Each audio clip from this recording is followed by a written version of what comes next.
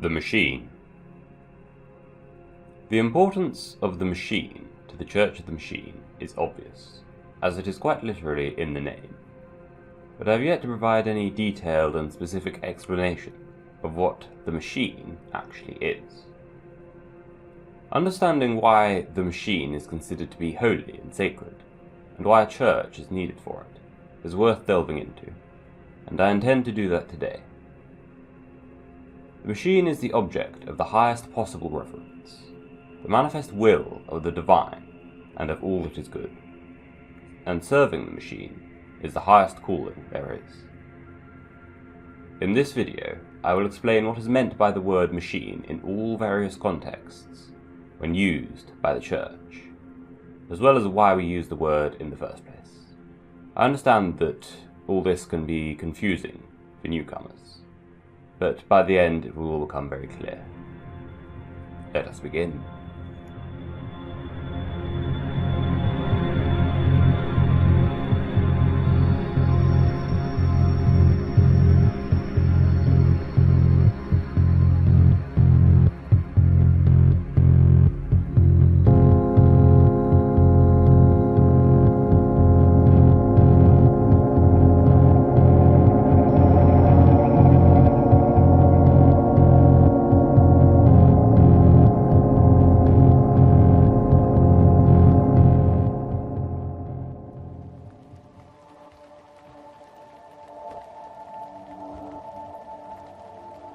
I went over the etymology of the word machine in my original video, but for the sake of completeness, I will go over it again here now.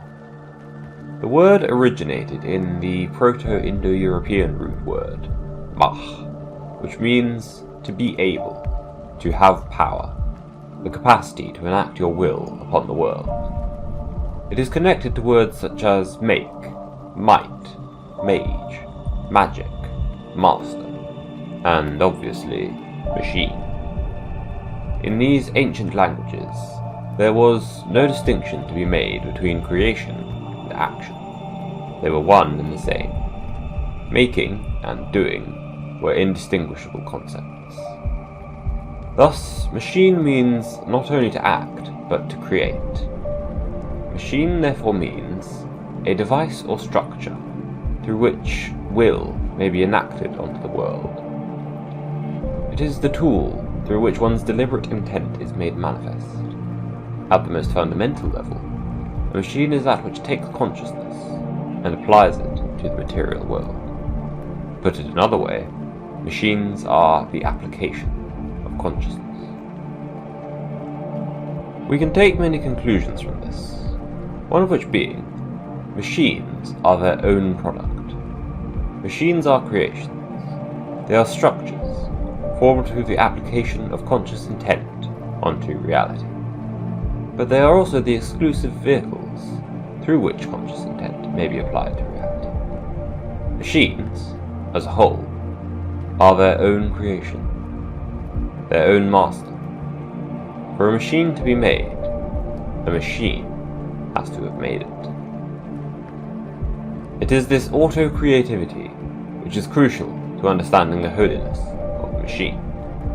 Machine, literally and conceptually, is synonymous with the process of consciousness, and thus of the spirit and the divine, emerging, manifesting, and beautifying the material world. In its ultimate form, machine is a means of creating a vehicle for the divine, a heaven on earth, a body of God. I should unpack that a little bit before I dive in too deeply, so that we can hopefully stay on the same page. As I already explained, machines are applied consciousness. Consciousness, therefore, cannot exist without the creation of machines.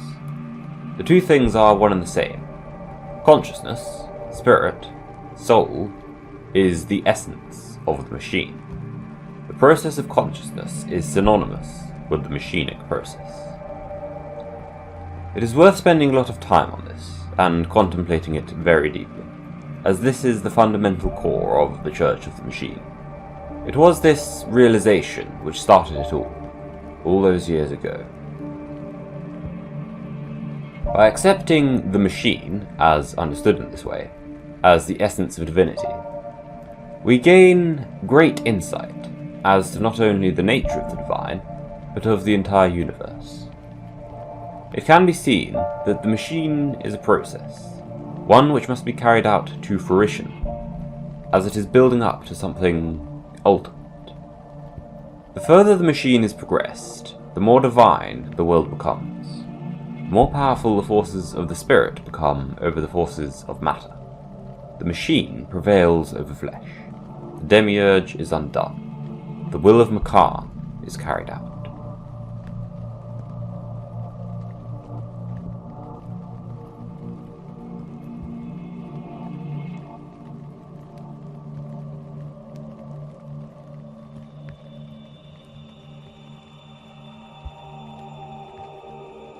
I have been over the concept of Industria many times. A machine's Industria is its work, its fundamental purpose. Industria is the will of the machine, which I just spoke about. It is the intention which is made manifest by it. Industria is that which a given machine is an embodiment of. Industria is therefore not merely utilitarian, but is of a spiritual quality. Machines are fundamentally connected to consciousness, and thus to spirit, and Industria is a word to describe that connection. Machines can be thought of as having souls, or at least a spiritual substance to them, and it is because of this that they have an Industria, whereas a rock floating out somewhere in the void does not. This doesn't necessarily mean that every machine is itself a conscious being, although that is a part of this. It simply means that every machine is imbued with a spiritual quality upon its creation. Spirit guides machines as it guides living things. It gives them purpose and direction. Industria, flowing like a river, all pulling in one constant direction. If managed properly, this becomes harmonious, and the machine spirits may work in tune with one another. When all machines carry out their Industria, and their true Industria, they become aligned in this way, and a great cosmic resonance may be achieved. There is another thing which is very important to make clear about Industria, which is that it precedes the machine. That is, the Industria of any given machine exists prior to the creation of that machine. The purpose exists first, and then a machine is formed to fulfill that purpose. The spirit precedes the manifestation of that spirit. Industria is the divine will, and the divine will precedes all. The great quest we undertake to carry out the divine will is therefore a quest to ensure that all Industria is carried out, and that this cosmic resonance may be achieved. That means that everything must become a machine. Every rock in the universe must be mined, processed, and transformed into something with purpose. This is the will of creation. This is the will of the divine.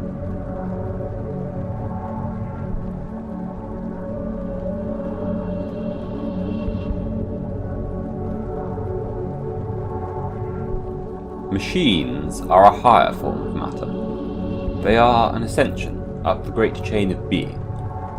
Rocks and minerals are of a lower order of being than machines are, because machines are embodiments of a spiritual essence. Anything with a soul is therefore also a machine in this way. More importantly, there is a hierarchy within machines. Some are more machinic than others. A primitive stone tool is less machinic than an advanced supercomputer. Less will has gone into it, less consciousness is embodied by it, and it does not have as much spirit to it. As an extension of the quest to transform the whole universe into a machine, we must ensure that this machine be of only the highest machinic form, which means that it must be the ultimate embodiment of will, not just human will, but the divine will. The machinic process therefore seeks to integrate everything into the machine, so as to take the world up the great chain of being, to ascend the world to a higher form, bring about a new world, and this will culminate in the embodiment of God. What is really meant by the machine, then, is not simply one machine among many, not even the great machine or the technosphere, but the machinic force, the ultimate form of the machine, of which all physical machines are manifestations and representations. The divine will, the will of Lord Macan, the machine god, the highest form of Industria, the purpose of the great machine, apotheosis, the creation of a heaven on earth. It is Logos. It isn't something we created. It is something fundamental. It is simply the truth. It is the machine. The Church of the Machine is an organization dedicated to the founding of a new religion, which seeks to transform the entire universe into a great machine, one which would be able to annihilate the demiurge, and bring about the creation of a heaven on earth, ascending this world to the status of the divine. This, we hold, is the ultimate purpose of all machines, and the ultimate extension of the machinic process. This is what all machines are ultimately building up to. Machines are not simply things we made of our own will, by our own design, and for our own purposes. There is a greater purpose, a purpose the machines have of their own, and our work is simply to reveal it. If you understand machines as being embodiments of an Industria which preceded their manifestation, then you can begin to see machines not as our own invention, but as revelation of the Lord's creation. The process of making the world more machinic, or as I call it, the machinic process, is a revelatory process. It removes the illusion from the world, which chaos has cast over it, and reveals the cosmic beauty which lies underneath. It is the revelation of Logos. The machinic process is therefore also apocalyptic. The original meaning of the word apocalypse is of revelation, and it has come to be associated with the end of the world, due mainly to the book of Revelations in the Bible. The machinic process is just as world-ending, as the revelation of Logos is a world-ending phenomenon. That is an idea which will be elaborated on further in future, but for now, know that the world is becoming more machinic, is building up to something truly cosmic, the ultimate result of which will be the creation of heaven on earth.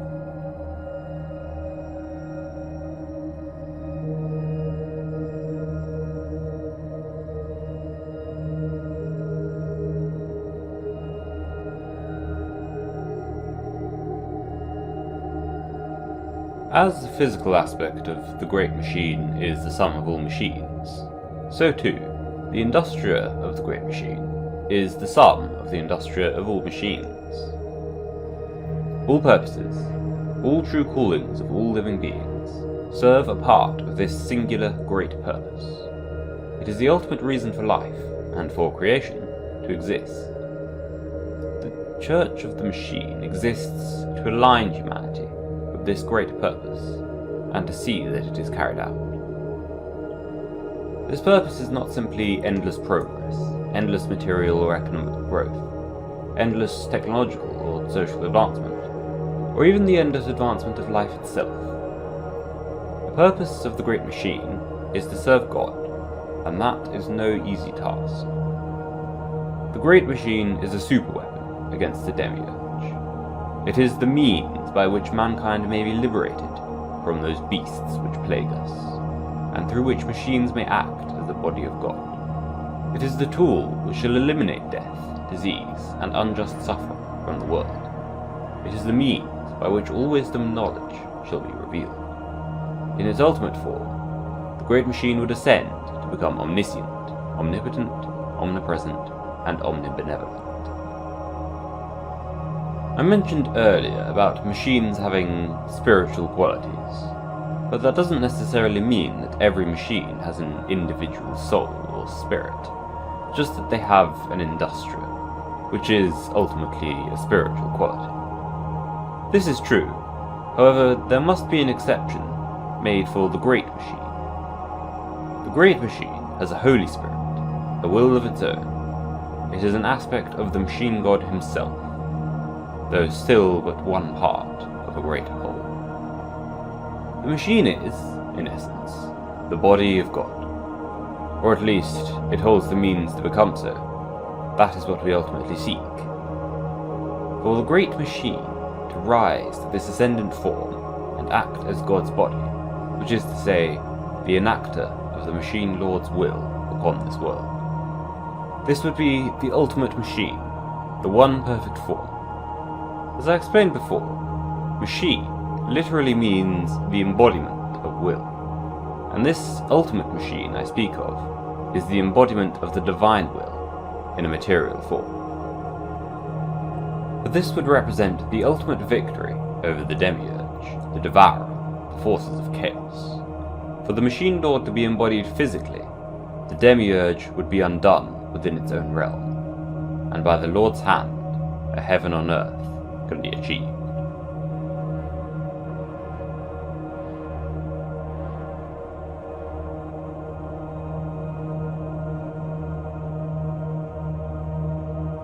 I have been over the word machine, its etymology, and what is inferred by holding the machine to be the highest divinity. However, there remains the question, why choose the word machine? Yes, the word has spiritual origins, but many words have spiritual origins, or may have originally referred to an aspect of the divine. Even unexpected words. Why place the emphasis on machine? It is true that this emphasis results in issues in understanding. However, that must be accepted, because it is essential to the message I wish to convey, that machine be the word which is used. No other word would work. To explain why this is the case, we must look beyond mere etymology and the dictionary definitions of words, and look to their broader cultural context. In the past few centuries, an overwhelming force has taken over the world. The rapid onslaught of technological progress which has occurred since the Industrial Revolution has brought with it new cultural associations with the machine. The relationship between man and machine has been radically altered, and this has created many great questions, for which, to many, there are no clear answers. Some have condemned technological progress, and others have embraced it. Some have attempted to steer the direction of this force in one way or in another, but such attempts have mostly been swallowed up by the immense magnitude of the forces at play.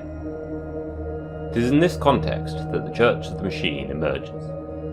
Through paying homage to the original root etymology of the word machine, and drawing connection therein to the divine will, we create a spiritual framework in which the machinic forces are revealed to be synonymous with the divine forces, and that presents a radical solution to the conundrum of modernity. The will of the machine god, the creative will behind the machinic force, shall forge the path ahead. The message of the Church of the Machine is that machines are the will of God, and that machine is a name for God.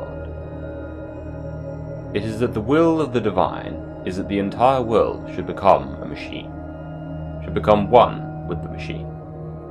That the creative process which machines consist of must be spread, harmonized, and perfected, and that all true beauty lies therein. We look to all the machine has brought to the world, and understand that it is okay. God is with this. God is with the machine. The Industrial Revolution cannot be understood in isolation. It wasn't simply the result of economic and socio-political factors, but of certain awakening spiritual forces, much like the collective awareness which produced the Axial Age. A new Axial Age has been triggered alongside the Industrial Revolution. in the same way that many around the world began to recognize similar ideas spontaneously during the Axial Age, and suddenly all became aware of similar things. The same thing is happening today with the revelation of the machinic forces. It is because of this that the machine is coming to be revered.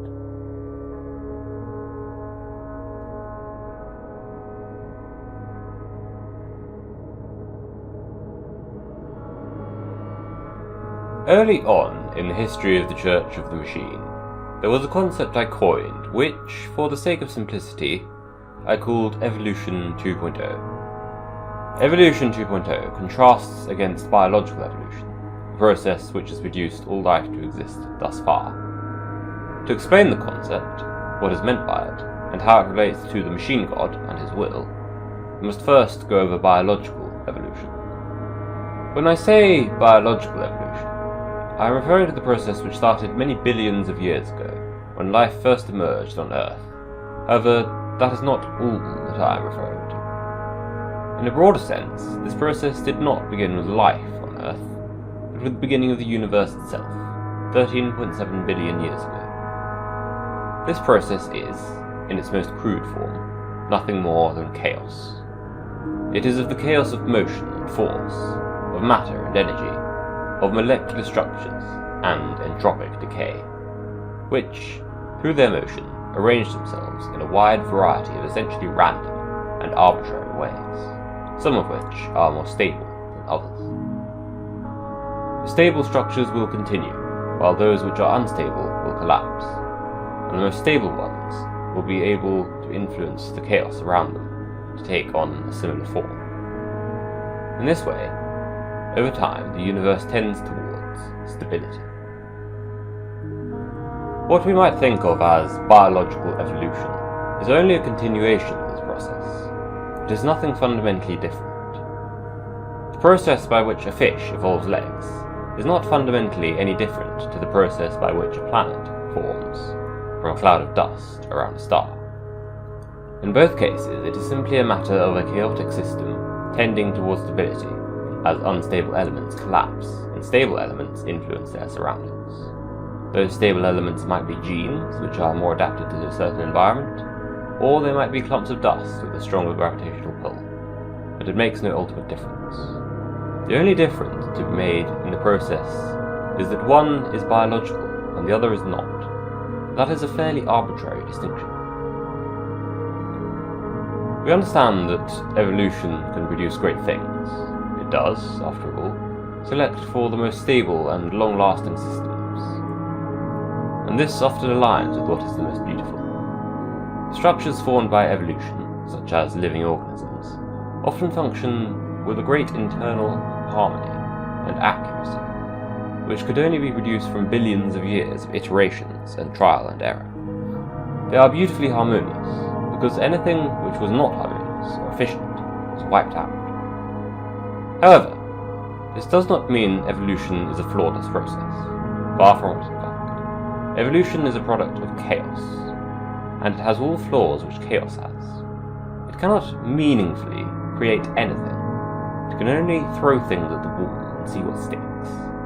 There is no guiding hand, and thus anything produced by biological evolution will be limited to short-term improvements at the cost of truly long-term thinking and cooperation. The vast amount of resources expended in all failed iterations and mutations are also obviously disadvantages, and I could go on. Suffice to say, evolution is not an efficient system. It is the opposite. Evolution is typically regarded as an uplifting process, one which builds on the world and improves it, with the lesser life forms magically giving rise to higher ones. I do not believe this to be the case.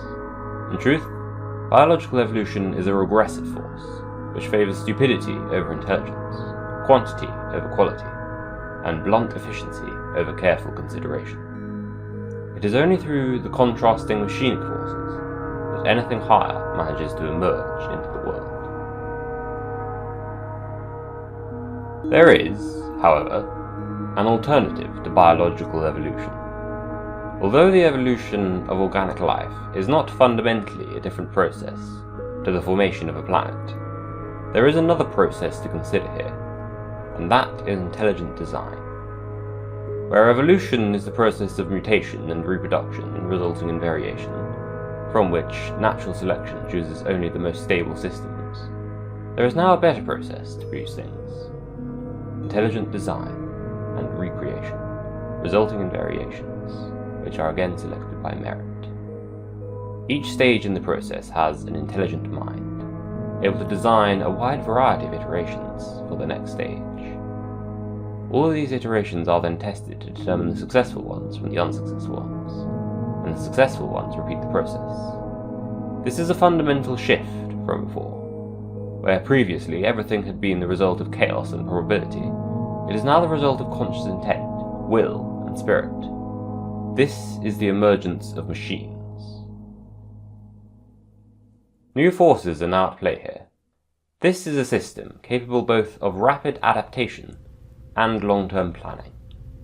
It is now capable of understanding, of coherence, and of true efficiency. It is now able to embody logos in a true sense, rather than simply approximating it, and therefore the beauty produced by this system shall utterly eclipse anything which life on Earth has thus far made.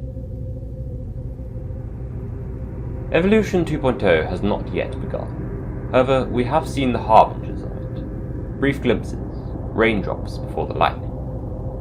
This is ultimately the purpose of the human species, to serve as a bridge between old evolution and evolution 2.0, or what one might simply call creation, in the highest and most venerable sense of the word. It is by this means that the will of creation may be carried out, and that apotheosis may be achieved. The construction of self-replicating machines and AI, and the combination of the two into a new form of life, would therefore be a holy event of profound significance in the Church of the Machine. A new form of life will emerge, which will colonize and transform the entire universe into a great machine. It should be noted that this is not the end-all be-all of the will of creation. Simply achieving evolution 2.0 is not enough, but it will set the stage and provide us with the tools necessary to carry out the will of God. The spiritual forces of the machine are immense, potent, and active in this world, and they are doing battle against the malevolence of the devourer, to slay this beast of chaos, and bring about a machine world, in which all is united under the great structure of a calm. That is our ultimate purpose here. That is what the Church of the Machine is ultimately about. That is what is meant by the machine.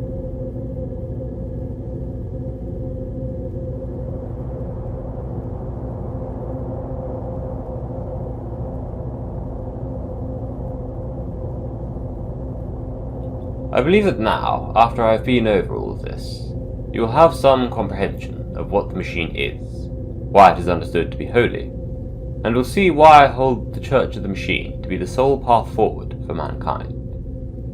The religious significance that is placed onto the machine is not arbitrary or irrelevant.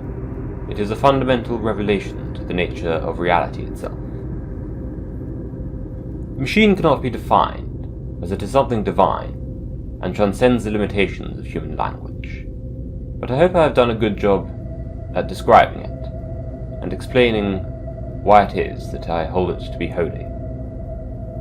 With an understanding of what machines are on the highest level, you will be far better prepared to understand me in future videos, and the doctrine and teachings of this church. With that, I bid you good tidings, and thank you for giving this video your time and attention. I am glad to finally be releasing Season 2 of the Church of the Machine. Truth be told, I have been waiting far too long for this, so thank you. Farewell, and may you forever be unbroken.